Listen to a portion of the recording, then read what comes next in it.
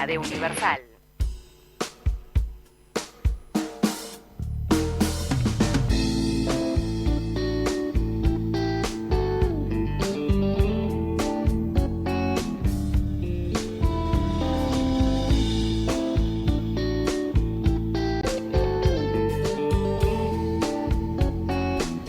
Ya son las 8:30 de la mañana y avanzamos en punto de encuentro. Ahora vamos a recibir a dos representantes de UPM acá en Uruguay. Gonzalo Gianbruno, director del proyecto de UPM2 en Pueblo Centenario, en Durazno, y Matías Martínez, gerente de comunicaciones de la empresa UPM en nuestro país. Bienvenidos, ¿cómo les va?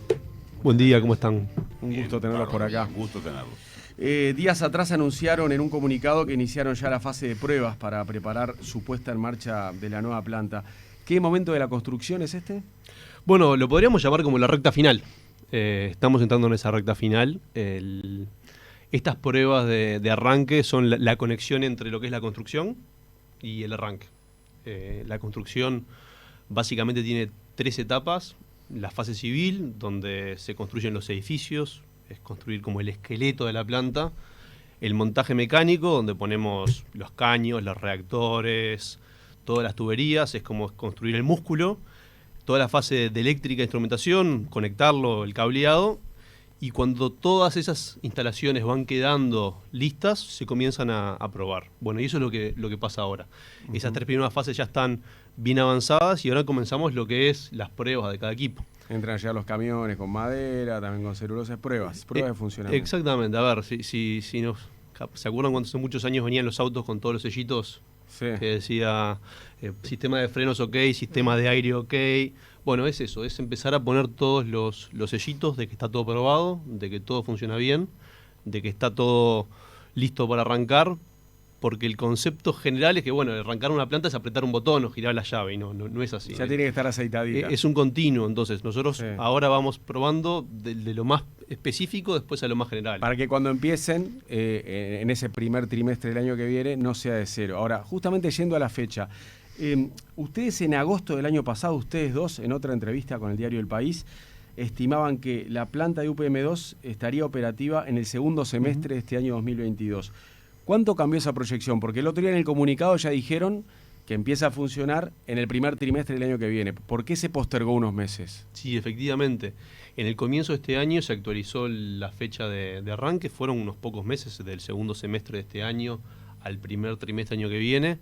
Eso está básicamente definido por 2 elementos que impactaron el proyecto para lo que podían haber sido de una manera moderada, que es el impacto del COVID, en general a nivel mundial. Ustedes saben lo que es la pandemia para un proyecto como este. ¿La demora en las obras del tren? Y específicamente no, las obras del tren no están conectadas con los avances de la planta. Y en segundo lugar, y sí de una manera importante, lo que es las dificultades logísticas mundiales que hubo. Piensen ustedes la cantidad de material que nosotros tuvimos que recibir en esta planta. Si nosotros tratamos de comparar en dimensión, estamos hablando de que nosotros dentro de la planta vamos a montar unos 20 estadios centenarios, si comparamos cantidad de hormigón, y 8 torres Eiffel. Entonces, todo ese material, en gran parte, vino también de un modo logístico.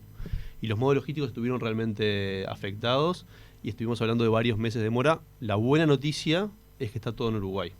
Ya está todo acá, está todo en el sitio. O sea que ahora la fecha firme. Entonces ya está todo en el lugar, esa incertidumbre está despejada. Y cuando hablamos de primer trimestre del año que viene, ¿hablamos de enero, febrero o marzo? Enero, febrero o marzo, perfecto.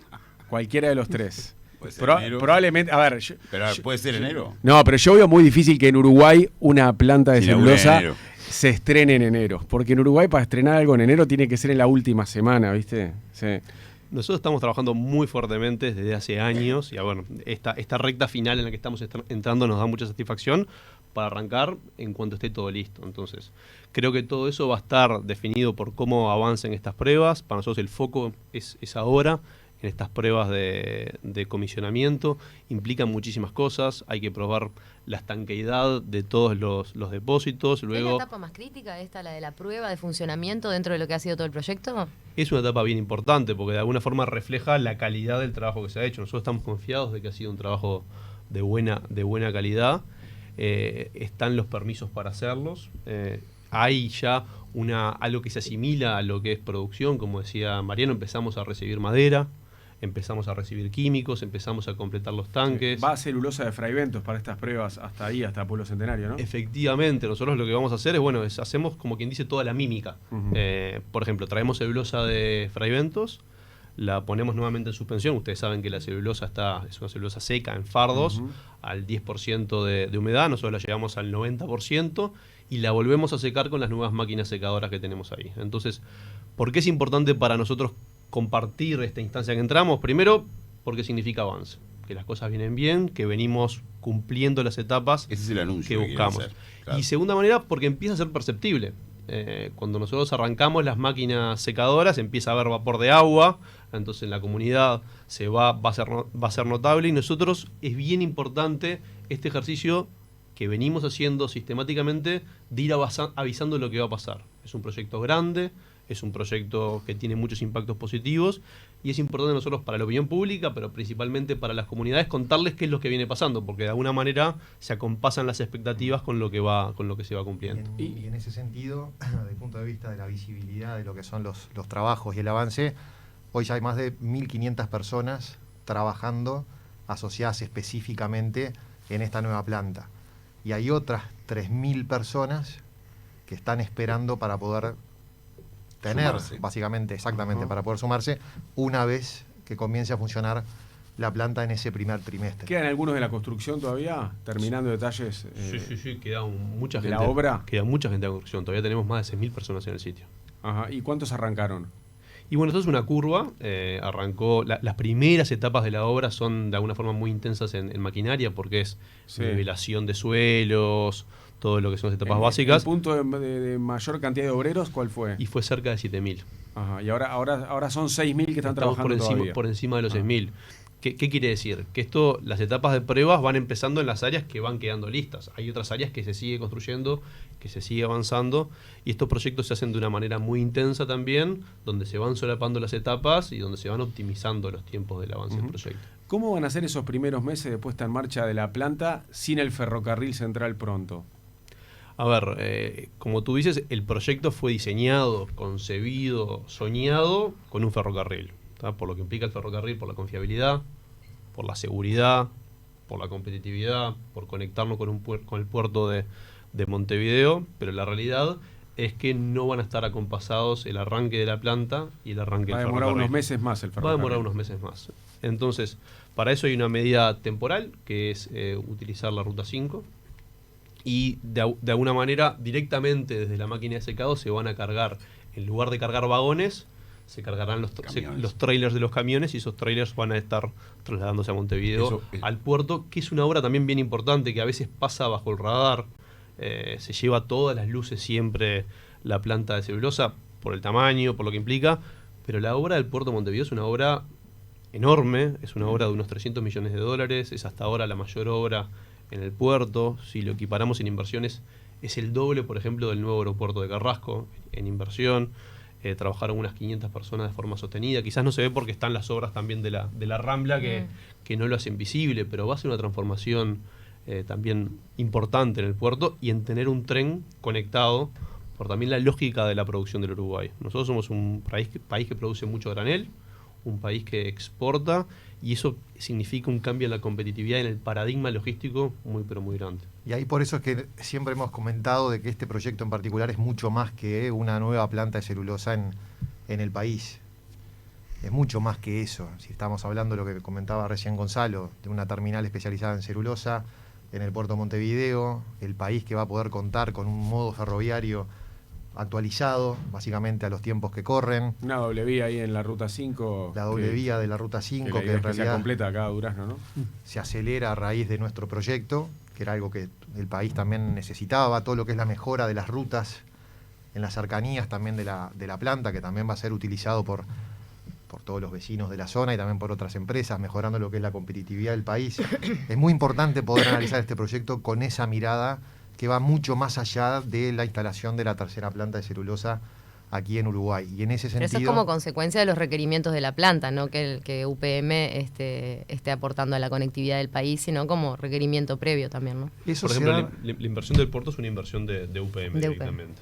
Y, por ejemplo, para jerarquizar, Uruguay pasa a ser un país que empieza a generar incomodidad en el mercado de la celulosa.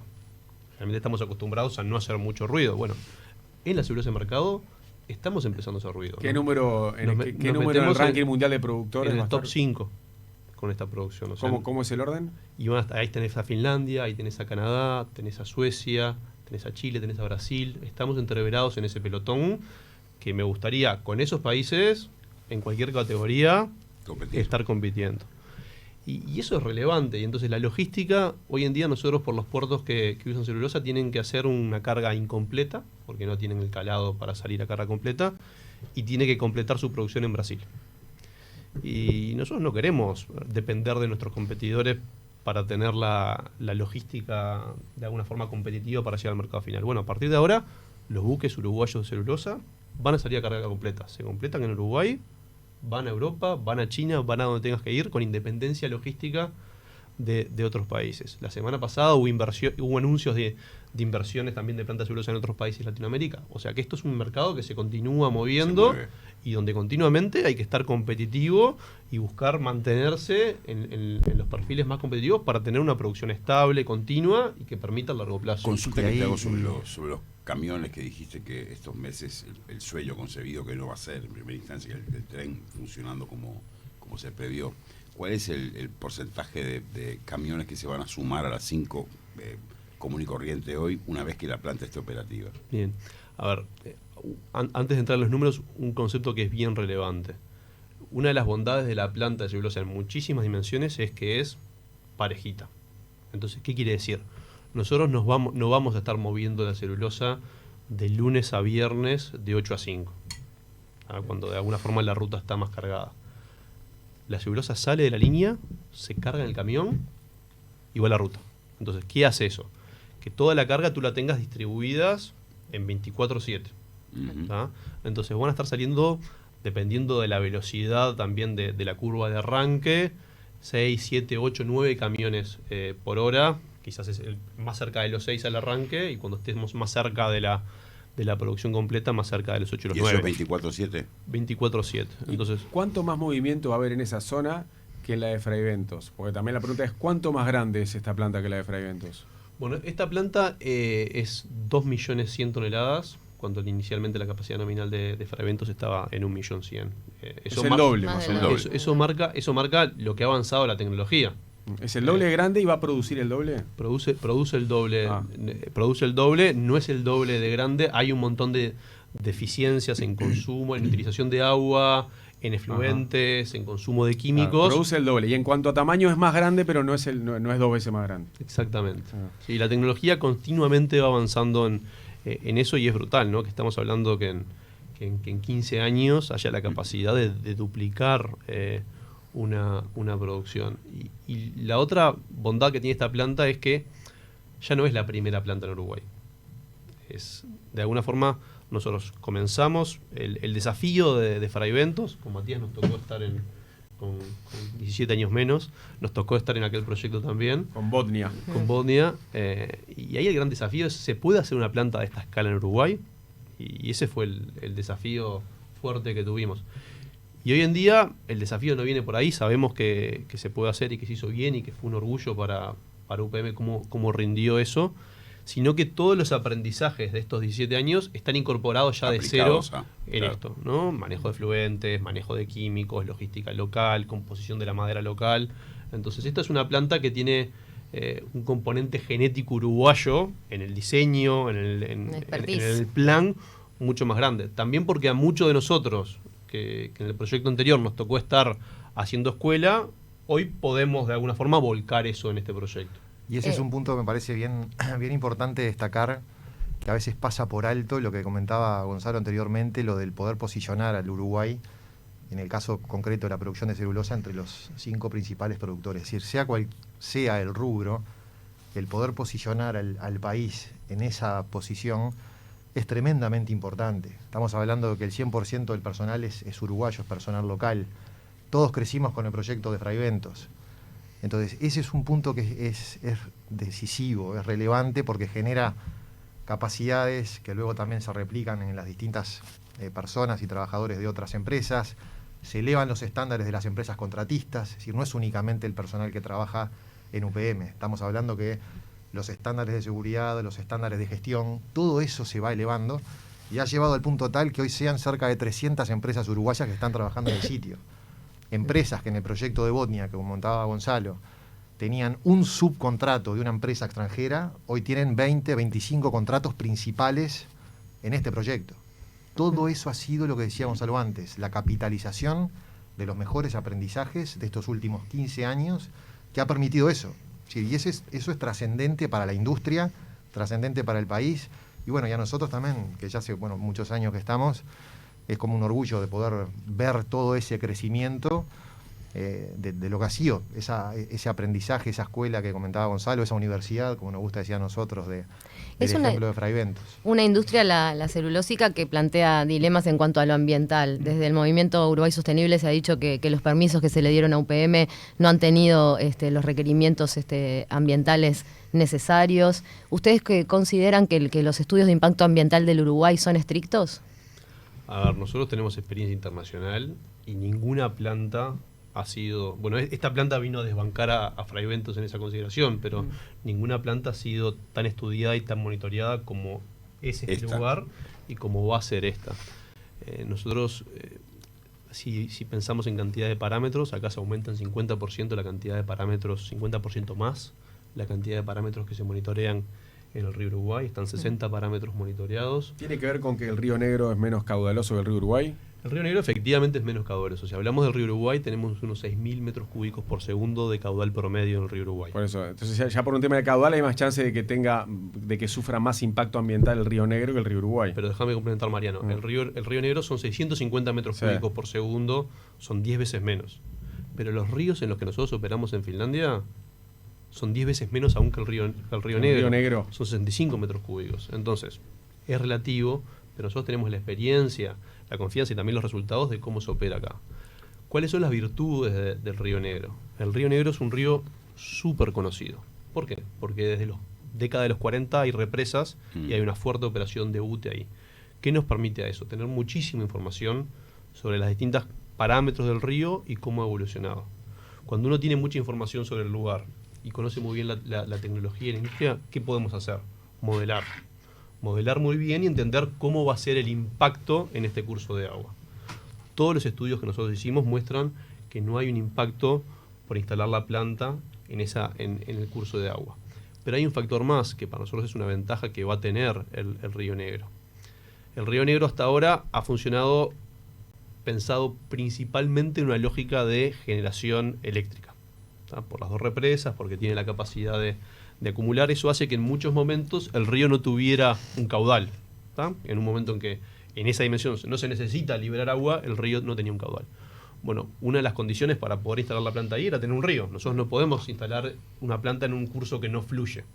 Entonces hay una definición del gobierno de que se impone, de que se va a realizar un caudal de 80 metros cúbicos por segundo, que es un 10% del caudal promedio, que es un caudal chico, pero que igual asegura que siempre haya una condición de río. Y eso no solo va a permitir que la planta opere, sino que va a significar, de acuerdo a nuestros estudios, una mejora en la dificultad que tiene el Río Negro. Porque el Río Negro no está comprometido en muchas dimensiones. Está comprometido en una, antes de que empiece a operar la planta.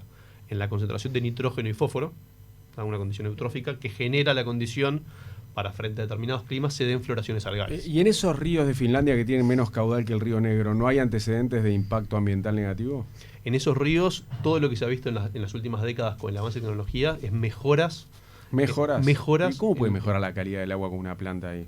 Y es información. Cuando tú tenés una planta y tenés información y el foco lo pones ahí, sabes qué impacta, qué no, y sabes otras cosas que no son la planta que están impactando, cómo las puedes atender.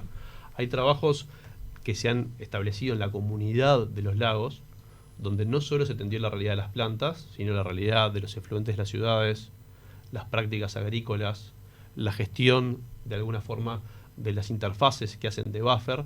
Y cuando se mejoran todas esas condiciones, sabemos que los cursos de agua se regeneran y mejoran. Incluso más, desde la década del 70 hay ejemplos en los ríos que comentaba Gonzalo, de que incluso se ha multiplicado la cantidad, los volúmenes de producción en esa zona y la calidad del agua ha mejorado por esas prácticas que se implementaron a través de las décadas. Lo mismo está previsto hacer con lo que es la iniciativa del Río Negro lanzada por el gobierno aquí en Uruguay, de poder implementar una serie de medidas que trascienden lo que es la producción de la planta para poder en el mediano y largo plazo mejorar lo que es la calidad del río. Requiere de esfuerzos de todas las partes, requiere de voluntades de los distintos sectores también, las ciudades que también puedan tener, por ejemplo, un tratamiento secundario de sus efluentes.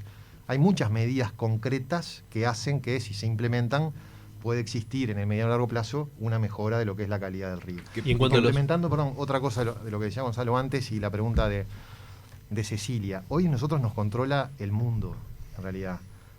Es decir, la empresa reporta públicamente, es una empresa pública que cotiza. Eso preguntaba, en si los bolsa. controles son de UPM o si son exigencias del gobierno uruguayo, si los estudios de impacto ambiental uruguayos son exigentes. Esa era mi pregunta Sí, eso concreta. Decididamente, que de hecho a nivel mundial lo que es las medidas y los controles y los estándares que la empresa tiene que cumplir aquí en el país son extremadamente exigentes comparados con muchos países en el mundo. Eso como primer punto. Además de que la empresa tiene que cumplir con la normativa vigente aquí en el país, hoy nos controla el mundo. Es decir, tenemos un sinfín de certificadoras que están monitoreando todo lo que es el desempeño ambiental, social, todo lo que hace al funcionamiento de la organización, para nosotros poder vender el producto. Eso a veces se pierde también de vista, pero Claro. los clientes hoy demandan una transparencia desde dónde es, por ejemplo, dónde proviene la madera, cuál es esa certificación, todo lo que es la cadena, ¿no? de seguimiento, la cadena logística, los impactos en términos de las emisiones.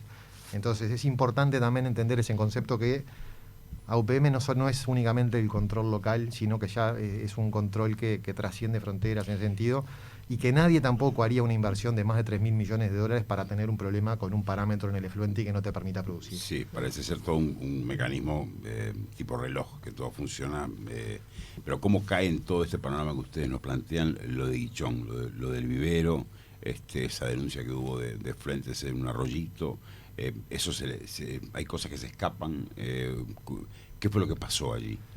Bueno, concretamente, Nano, acerca de eso, brevemente lo que podemos comentar nosotros con la información que tenemos, que estamos más enfocados en lo que es el proyecto. La empresa sí recibió una notificación por un hecho concreto. UPM ya presentó toda la información que fue solicitada a raíz de ese episodio. Estamos en proceso de avance de lo que es ese proceso administrativo. Si UPM presentó toda la información detallada acerca de cómo es el funcionamiento del vivero, que es un vivero muy moderno también, que tiene solamente 10 años de operación. Y hoy estamos a la espera de esas conclusiones por parte de la DINASEA. Es decir, no tenemos ahora más elementos para aportar sobre eso, más que decir eso, ¿no? Que el vivero es un vivero que ha funcionado siempre cumpliendo con la normativa nacional. Lo que se halló en esos monitoreos, básicamente... Arsénico y algo más. Por ejemplo, el caso del arsénico y el del glifosato no son compuestos que se utilizan en la producción del vivero. Por ejemplo. Sí. Eso es como una de las pocas puntualizaciones que podemos hacer, es que esos compuestos que se encontraron no son parte del proceso productivo, quizá no, pero... y que de hecho se encontraron en la toma de agua que el vivero realiza para poder funcionar. Entonces, preferimos ser cautelosos, cautos. Sí.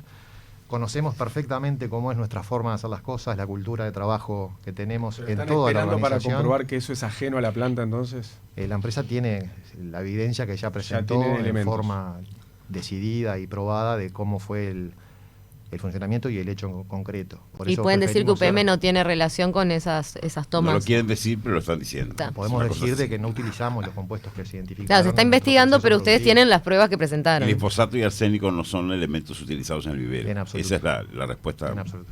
Exactamente. Bien. ¿Cómo se han manejado las relaciones laborales y los conflictos sindicales?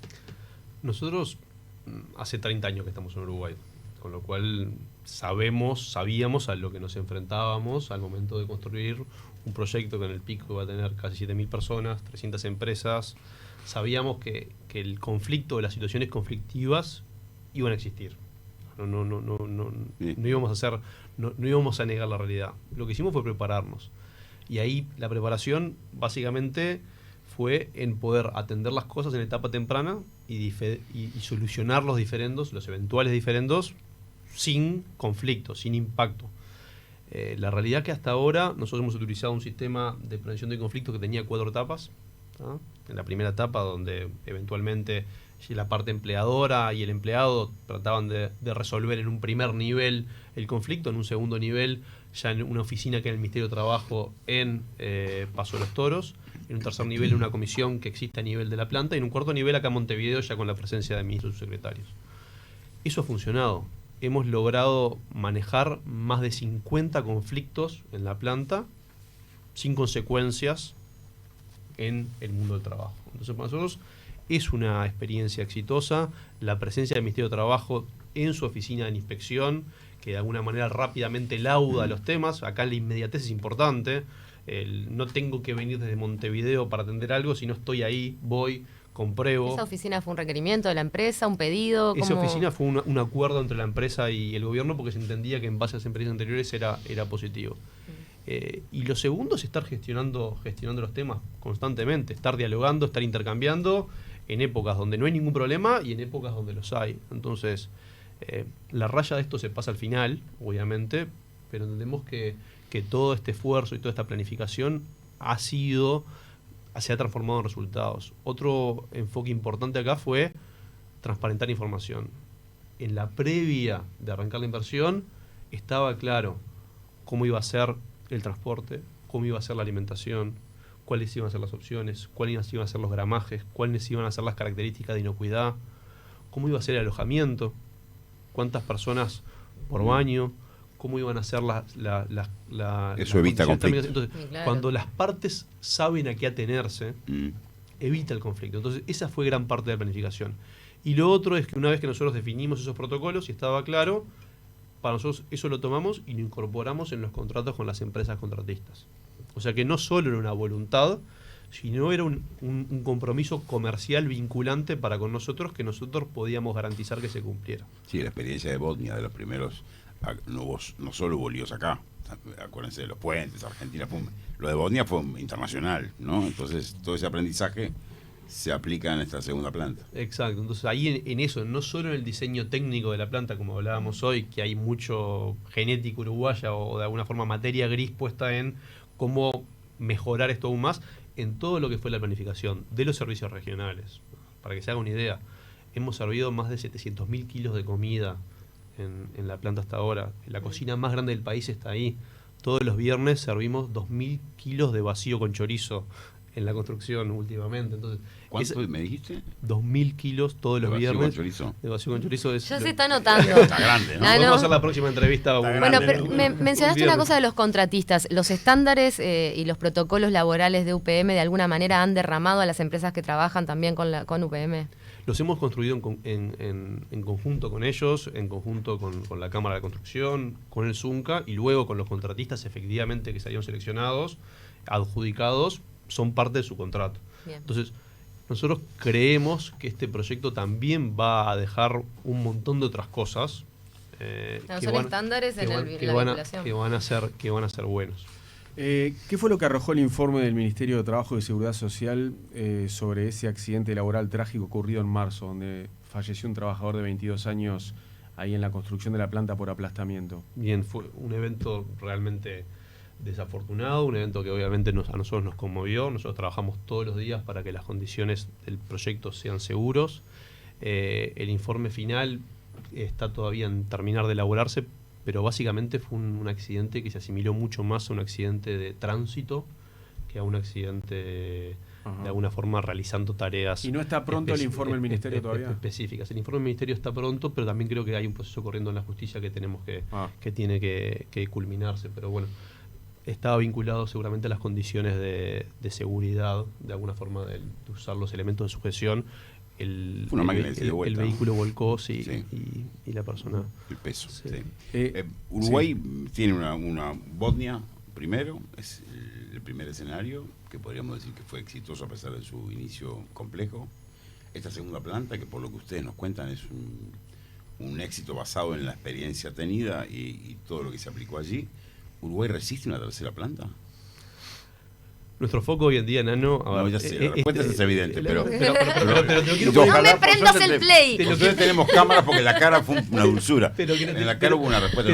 Por favor, yo no terminé con la segunda, no me den Pero otra. te lo quiero poner en contexto. Esto es la mayor inversión en la historia de UPM. Una empresa que tiene más de 100 años.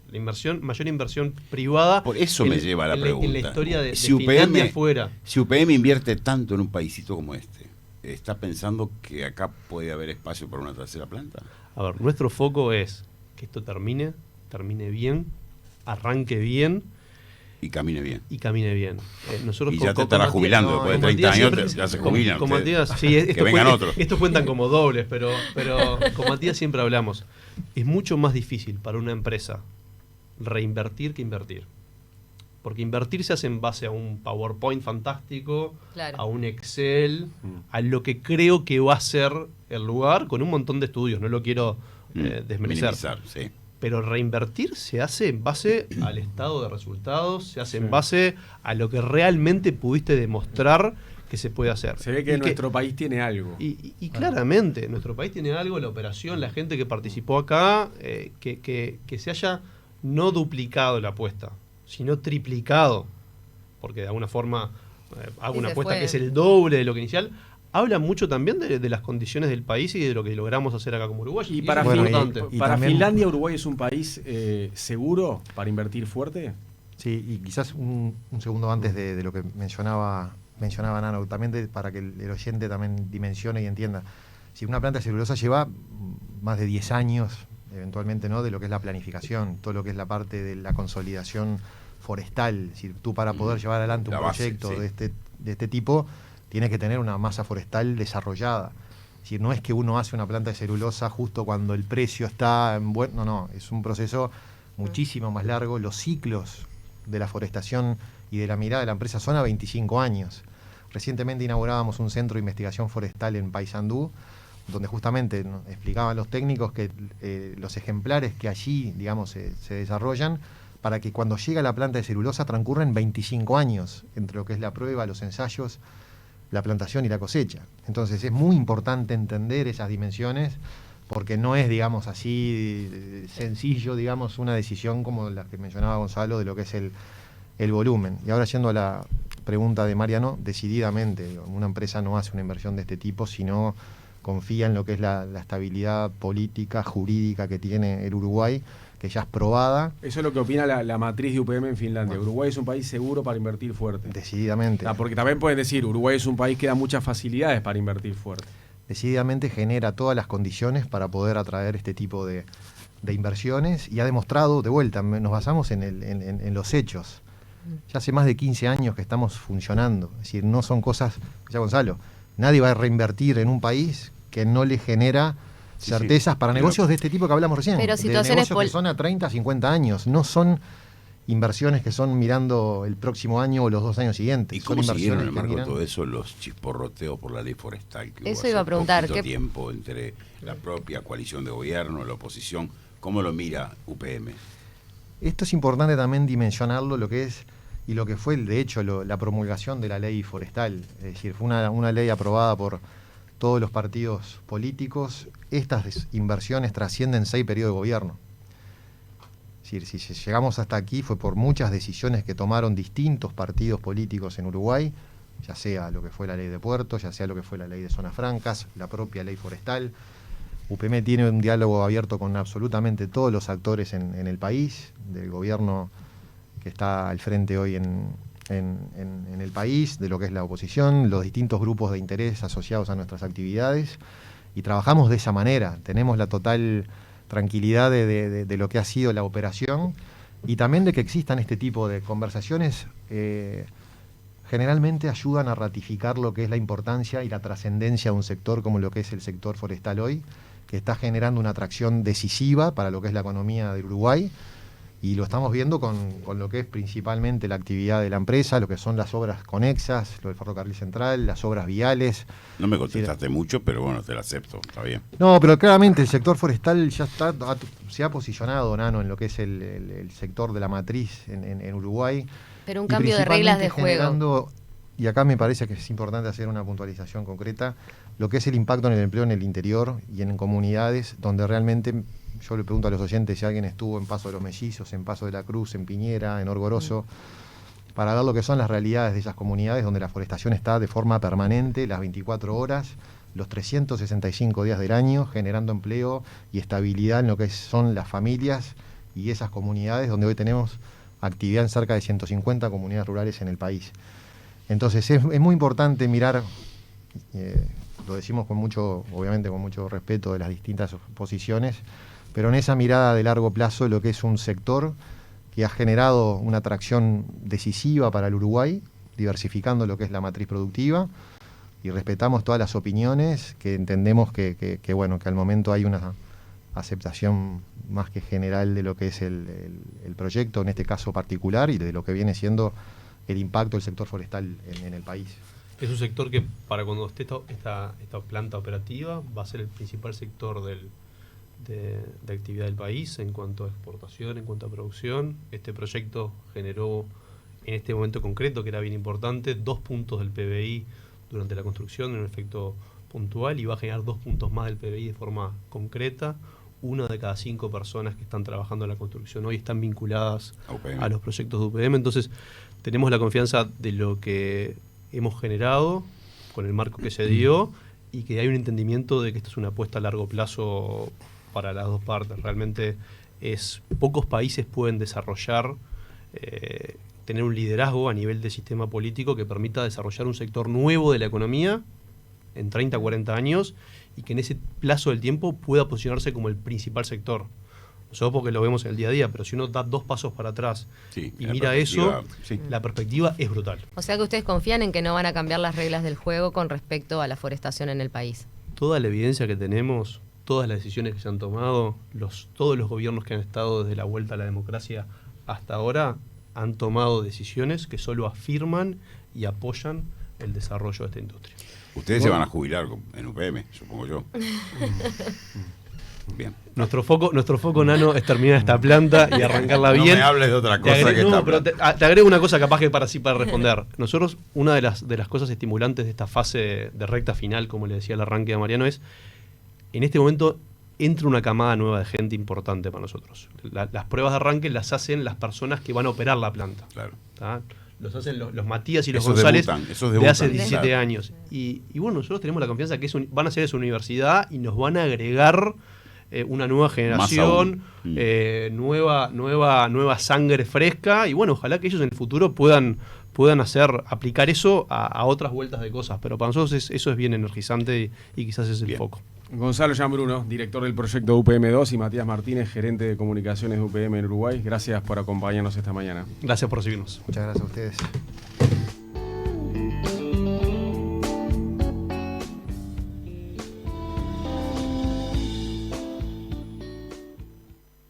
...970 Universal.